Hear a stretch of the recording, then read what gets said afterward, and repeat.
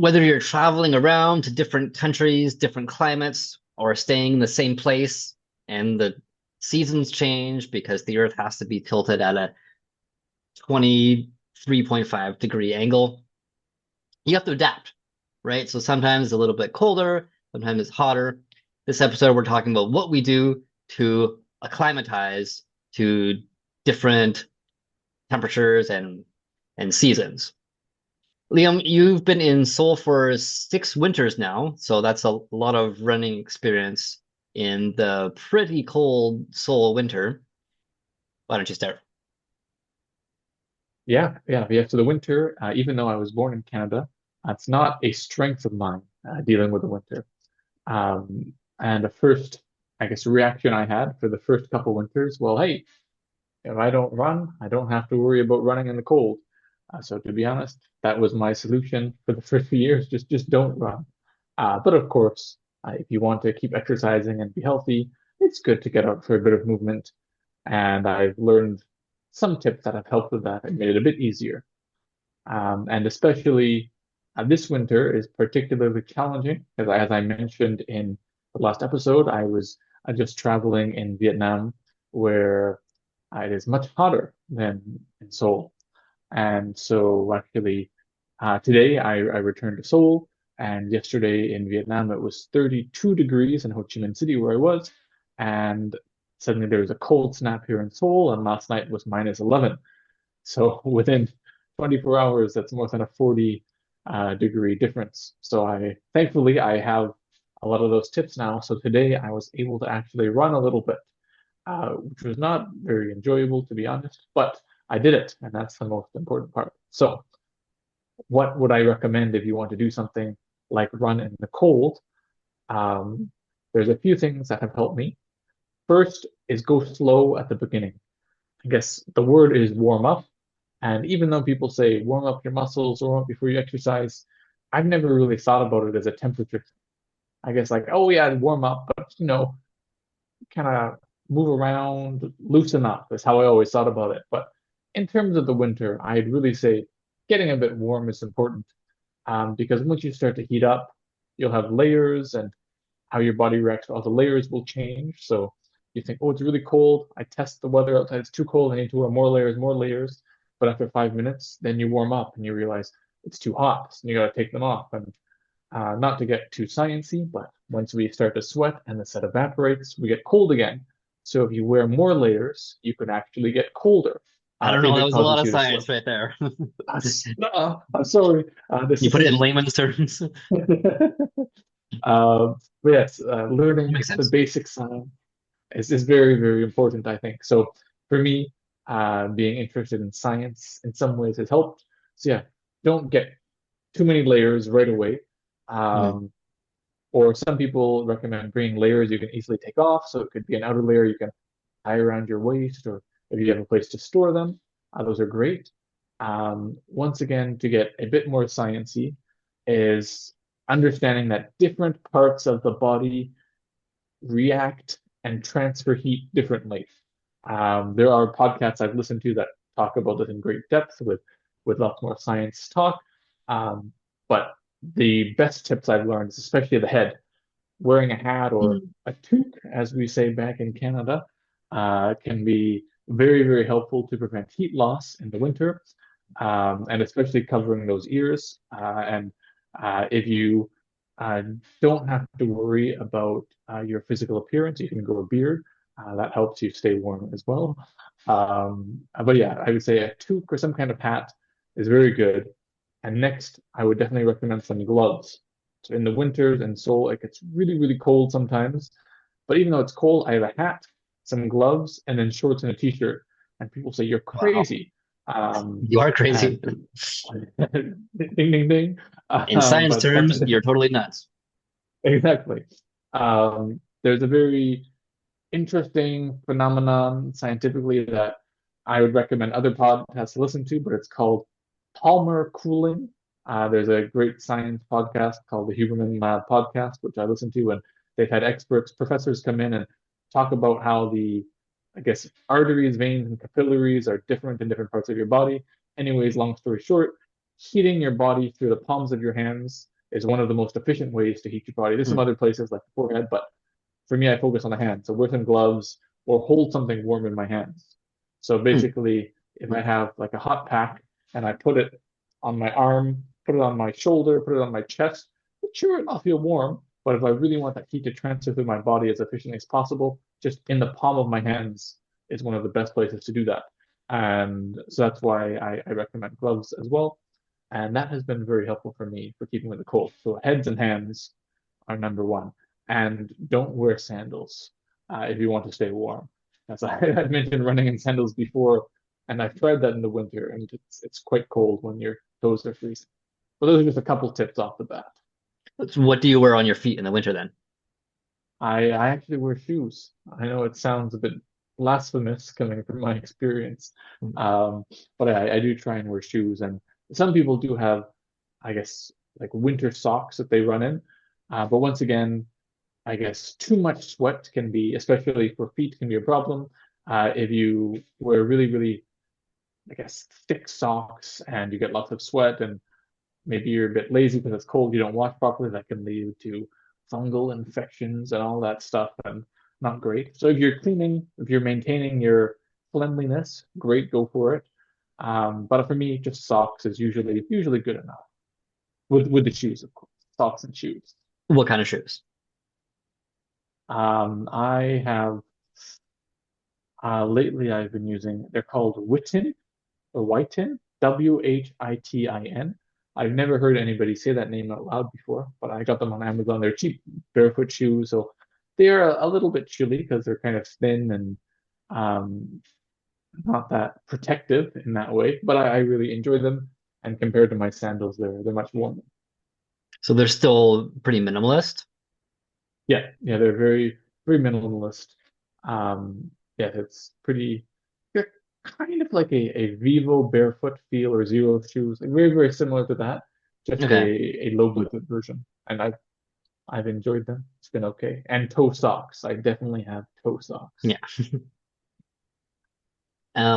What's the temperature usually like during the day when you go on runs in Seoul? Right. That's a good point. Finding a time of day that suits the temperature you want to run is important. Because during the afternoon, if it's really cold, it could be -4 or 5 degrees in the afternoon as well. Okay. But if I do a race in the morning, I've had some races that are like -11 plus wind, and those are horrible. Those are brutal. What's the coldest marathon you've ever done? Oh, yeah, it's definitely, I think it was Christmas Day 2 years ago. And it was not an official, well, it was an official race, but not a big race. And there was maybe 10 people doing it because it was too cold. Most people quit. They said they got there in the morning and they said, I'm sorry, I can't do this. My bones hurt. I'm just going to stay here and drink tea. And maybe 10 of us actually ran. And so they gave us big plastic Like, see ya, bags. suckers. You Basically, enjoy they your just run. having like rice wine in the basement and having ramen. Yeah, they gave us like plastic bags to prevent the wind because with wind chill it was like -17. And so I had gloves, and actually, I mentioned I run in costumes, but for this it was a small run, so I didn't want to run around in the cow costume I prepared because there was only 10 people, and that would be kind of weird. But it was so cold, I actually wore clothes, then a cow onesie, and then more clothes on top of that. So you couldn't tell that I was wearing a cow onesie, but it was under all those layers. I You was still wore so it. freezing. Yeah. But the hands were the worst. Hands, I needed more protection, even with the plastic, like gloves and extra bags I had around my hands with the gloves. And it was so cold that there were two unforeseen problems. First one was every maybe 4 or 5 kilometers, there was a public bathroom with a heater inside, and I would just stop and stand in front of the heater because it was so cold, even though I was running. So it added a lot of time to my race, but I finished. And the other surprising issue that's, I can't remember, was this day or another day in that season, but it was still during the pandemic and we were required to wear masks. And for anyone who has seen my picture or is watching a video of this, you can see that I have some facial hair and moisture comes out every time we exhale. So I finished the run with my mask on, got into the basement ready to eat some ramen together. And then they said, okay, hurry up, take your mask off and eat with us. and I couldn't take my mask off. It was literally frozen to my mustache and my beard because the moisture every time I exhaled just collected and froze. And so I had to wait about 15 minutes inside before it melted enough that I could take the mask off. You're like drinking the ramen soup with a straw. Yeah, yeah, that would be because yeah, that could help melt it. But yeah, Use the yeah. steam to Now that melt the ice. yeah, it's very close, and I couldn't even breathe on it. But yeah, that was some winter challenges for me. And you ran a full marathon in that? Yeah, a few. -17? Um, that day was really bad, and then a few Yeah. other days were like that, and it's just That's why the other people brutal didn't do it, Liam. physically. Yeah, yeah, because there's nobody there. It's more psychologically brutal, and because the other runners were like 70 years old, so their bones actually did hurt. It gets cold. I feel like this all the time. And I don't have a lot of winter running experience. The first 2 years of the four that I've been running, I was in Vancouver and I wasn't into it to that point where I would go all year round. I kind of just did it when the weather was nice. And then in the last 2 years, I did a little bit. In 2022, remember there was one day where it was -11, which is actually pretty cold in Vancouver, and there was snow everywhere. So I decided to go for a run just because it will have been it became the coldest run that I have done, and that was the only reason that I decided to go out. And I wore snow boots. And the hardest part about it was the back of the boot kept digging into my ankle, so that wasn't fun for like a week after. Yeah.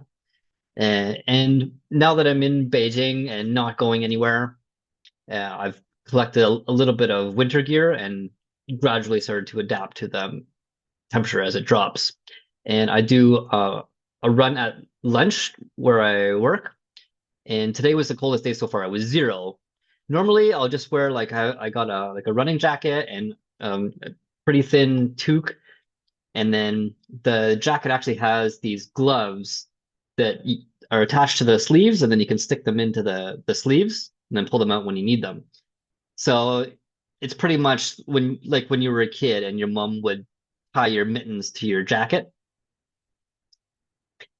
and then those are pretty handy because if you don't need them, you can just stuff them back into the sleeves, and then if it gets cold again, then you can just take them out, and you don't need to hold them with one hand. You can have both your hands free quite easily. That's a really cool feature. That's one of the reasons why I got that jacket. And the hood does the same thing. It folds up and rolls into the collar. Today at lunch, it was 0 degrees. So the they're pretty thin, right? Because they have to stick into the sleeves. Weren't quite enough for today. So I think 0 is about the borderline for when you need real gloves. And I'm still wearing my Vibram Five Fingers shoes. So far, those haven't been a problem in this weather. I haven't gone below 0 quite yet.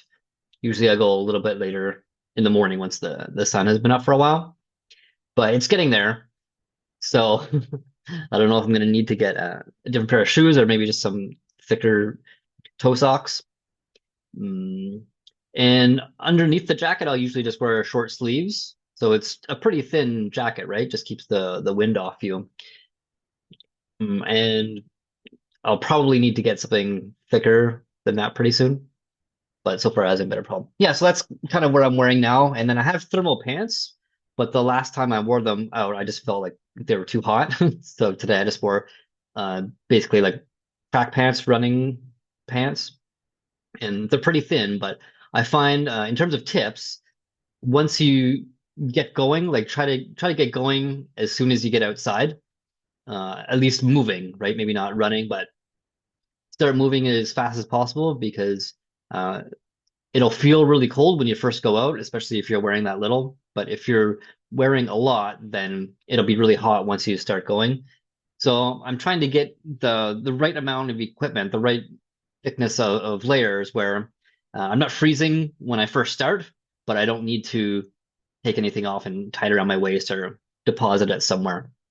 So that's winter. I do have more experience running in hotter climates because the past 2 years when I was traveling around the world, that was kind of the whole goal was to go where the good running was. And one good way to determine that is wherever the marathons are. If it's marathon season, it's probably the best running season. So for hotter climates, I find in general anywhere between 8 and 24 degrees is the best range for running. When we talk on Celsius here, because Fahrenheit is just a made up thing. Agreed. 8 and 24 degrees Celsius. You can wear short sleeves and shorts and not need any special preparation.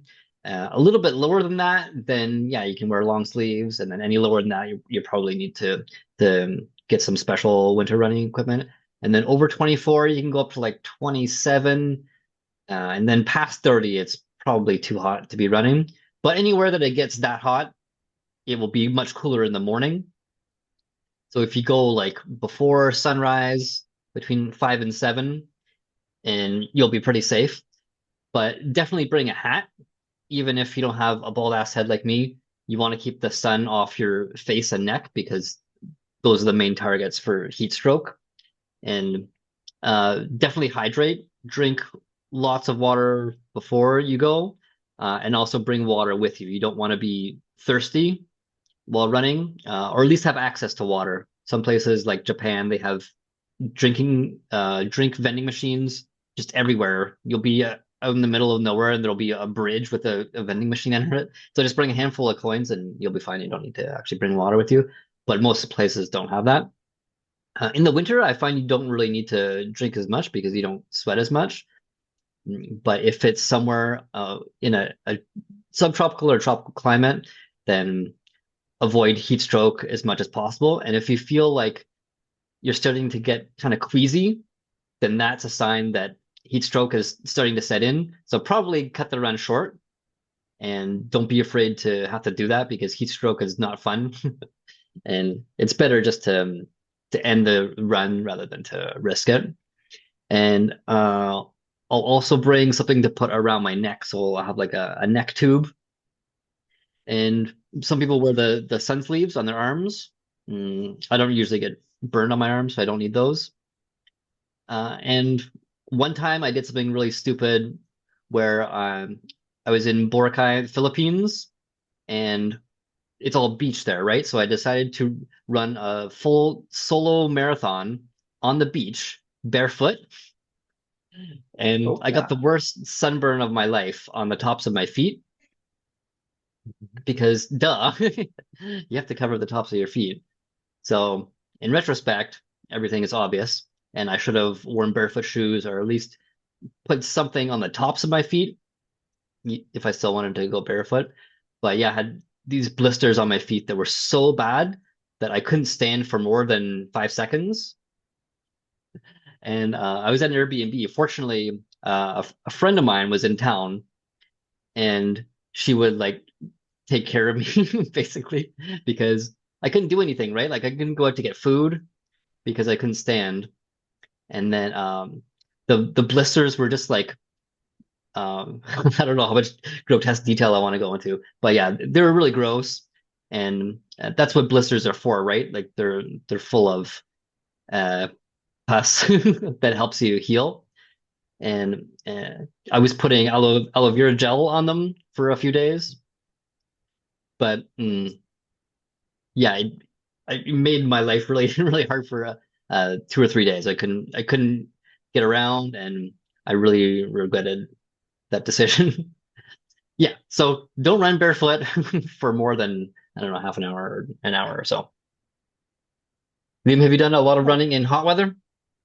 I have. That's a very good point about the, I guess, sunburns and heat strokes. And yeah, I don't have any experience getting my feet burned, thankfully.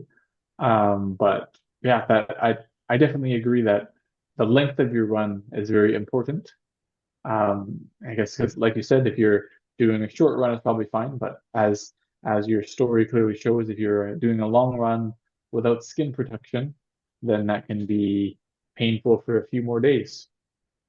So finding the perfect balance between no layers to be cold, but not be so hot, but also layers to protect yourself later on when your skin has reached its limit. Yeah, how do you feel about sunscreen? I don't trust it, especially if you're doing a longer run, like it'll lose its efficacy after a while, right? So I For think it's very risky to put your life in the hands of something that just rubs on and then kind of disappears after a while. So I Yeah, I don't know use it. there I was just some. cover. I think it works way better. Yeah, I think that's my preference too. Like there's some, I guess, waterproof sunscreen, but for me, before I start running, if I already feel kind of slimy, then I maybe there's some signs to how it affects how my sweat and how that evaporates. It just feels kind of from the get-go, it feels kind of uncomfortable. So I also will opt for covering as much, wearing a hat, wearing the arm sleeves, wearing a dinosaur costume, whatever it may be, to protect Multi-purpose. my skin. Yeah. Yeah, so I have done some races in the heat, and thankfully the main route I run in Korea, it's kind of under it's under a highway or under a big road, so it's shade for most of the run. Okay. So even if you run the full course, there's I guess 2 kilometers at the beginning that's in the sun, and then the rest is basically undercover. So even when it's 30 plus degrees, we don't have to worry too much about the sun. So that's how we acclimatize to different climates.